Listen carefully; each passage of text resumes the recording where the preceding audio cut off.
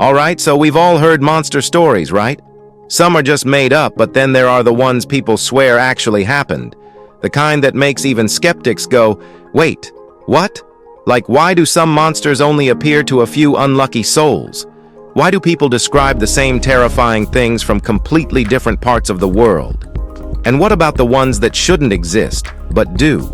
The things with too many limbs, the shadows with glowing eyes, the beasts that walk on two legs but aren't human. Some of these stories will straight up mess with your head. Others? Well, let's just say you might be checking your closet, under your bed, and behind you tonight. Here are 15 real-life encounters with monsters that people wish they could forget. Number 15. Two black-eyed children. Would you let a child into your house at 2 a.m. if they had pitch black eyes? Redditor CRYPTIDS will never forget the night he saw them. It was June 2009, a hot, warm Texas night, when he returned from a store run and saw two children standing in his backyard, a boy and a girl. "Can we come in?" the boy asked. "We need to use your phone." Then he saw their eyes, solid black voids, empty and lifeless. His stomach dropped. He had heard stories of the black-eyed children but never believed them. Instinct took over. He bolted inside, locked every door, and ran upstairs. When he finally got the courage to check the window, they were gone. He doesn't know what would have happened if he let them in, but one thing's for sure: he'll never open his door that late again. Number 14. A tall, gray creature with chains. Have you ever felt like someone or something was watching you, but when you turned around, there was nothing there? Well, Hermes North learned the hard way that sometimes that feeling isn't just paranoia. She had always walked alone in the woods near her home, ignoring the eerie feeling her mother and grandparents warned her about. That Monday, as she wandered down an old logging road, she heard chains rattling. Then footsteps matched hers. Testing her fear, she faked a step, and something behind her stepped too. Before she could react, it charged. A tall, gray blur moving through trees like they weren't even there, rattling chains, growling, breathing heavily. She sprinted toward her grandparents' house, the sound right behind her. The family dog, usually fearless, shook beside her as she locked the door. Her grandfather's face went pale. "Forget it ever happened," he warned. "But how do you forget something that almost caught you?" Number 13. A four-legged man ran as fast as their truck. What would you do if a man dropped to all fours and sprinted at your car, keeping up with it? Redditor Wordblender's son and his friends found out. 17-year-old Cody and his friends Drew and Alex were driving through rural New Mexico when they spotted a man standing in the middle of the road. Drew slowed down. The man didn't move. Then suddenly, he dropped to all fours and charged. Drew threw the truck into reverse, flooring it. The figure kept up, running impossibly fast, its limbs moving in a way that wasn't human. They were screaming, watching as it chased them through the night. Finally, Drew gained enough speed to lose it. They spun the truck around and tore straight to Cody's house, locking the doors behind them. They had no idea what they had just seen, but they knew it wasn't human, and they never drove that road again. Number 12. An enormous wolf chase. What do you do when you realize you're no longer the apex predator in the woods? It was a normal day in 2007 when Trigger 1154 and his cousin were standing in a clearing in the Wisconsin woods. The air was silent. Too silent. Then something moved in the tree line. At first he thought it was a bear, until he saw its teeth. A massive wolf, nearly 7 feet tall, stood behind a tree, watching them. But this wolf wasn't normal. It was standing on two legs. Where paws should have been, it had clawed hands gripping the tree bark. Then it sprinted toward them. The cousins ran for their lives, hearing it barrel through the underbrush behind them. But just as they broke into the clearing near their cabin, it stopped. It never crossed into the open. It let them go. To this day, he doesn't know why, but he never went back into those woods alone again. Number 11. A large, hairless creature. One quiet morning, Haig 7071 was enjoying his tea on the patio when he heard shuffling near the pine trees. Thinking it was just a critter, he glanced up and froze. A massive, sagging figure stood there.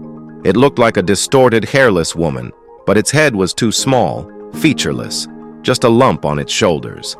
It turned and ran into the trees, its bare skin reflecting the floodlights. Days later, it returned, moving like an injured animal, loping on all fours with unnatural speed. Then, in the dead of night, it pressed its deformed face against his window, staring inside. That night, he grabbed his gun and fired into the trees. It vanished. He never saw it again, but he kept his gun close every night just in case. Number 10. An 8-foot-tall figure. What's worse? Knowing something is watching you or realizing it has been there the whole time. John Thena was out in the deep Kentucky woods, testing his new rifle when an unshakable feeling of being watched settled over him. At first, he ignored it. Then, the air turned thick with the smell of rot, and a freshly dead possum lay directly in his path, as if something had placed it there. And then, he saw it. A horrifically thin, 8-foot-tall figure stood by the creek. Its stretched skin pulled tightly over its bones. Its movements were eerily silent, and its long arms hung unnaturally low. Panicking, he tried to load his gun, but the magazine jammed. The figure didn't move. It just watched. Then, as if deciding he wasn't worth it, it turned and disappeared into the woods, without a single sound. He never went back. But to this day, he wonders, was the jammed gun just bad luck, or was it something else? Well, let us know. Number 9. A golem-like creature. Ever locked eyes with something that shouldn't exist and felt it studying you back? It was 3:30 a.m. when you/lettuce luchuga_ stepped outside for a cigarette. The neighborhood was silent. The only sound left was rustling in the wind. But then, she noticed something off. The rustling wasn't random. It was getting closer. She turned her head and saw something small, thin, and disturbingly human-like peeking out from the bushes. It was only 4 feet tall, hunched and sickly thin, its ribs pressing against its skin. For what felt like minutes, they just stared at each other. She felt trapped in its gaze, unable to move. Then she blinked. It was gone. She sprinted inside, locking the door. But before she could catch her breath, something moved past the window, blocking the porch light for just a second. She never went outside alone at night again. Number 8. They were chased by a long-armed creature. Ever seen something so terrifying that your body moves before your brain catches up? That's just what happened to Screwowdy. At 13 years old, he and his 2 sisters were riding an ATV through their family's fields when they spotted something crouched on a hill. At first, they thought it was a cow or their uncle checking the cattle. Then it stood up. It was tall, gray, and thin, with grotesquely long arms. Its small, misshapen head made it clear this wasn't human. Then it ran. Its arms swung wildly as it sprinted toward them, too long to be real but moving too fast to ignore. Screaming, Screwowdy jumped into the driver's seat and gunned the ATV toward home.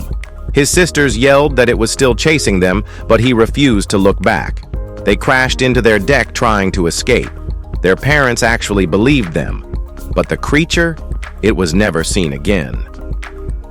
Number 7. A group of tiny creatures in morph suits. If you want to convince yourself that childhood imagination is to blame for weird memories, that's fine. But what if someone else saw the same thing? Autumn's husband grew up seeing tiny, silent figures in his basement. About 7 or 8 inches tall, they were solid red, green, or cream, like people in morph-suits with no faces, no hair, just smooth, featureless bodies. They never spoke, but he'd hear drawers and cabinets opening when they were around. Whenever he made eye contact, they'd vanish into the laundry room or bathroom. He always found nothing, until the night his friend saw them too. "I just saw two small red people run into the bathroom." That's when fear hit. They weren't just in his head, they were real. And one day, just as mysteriously as they arrived, they were gone.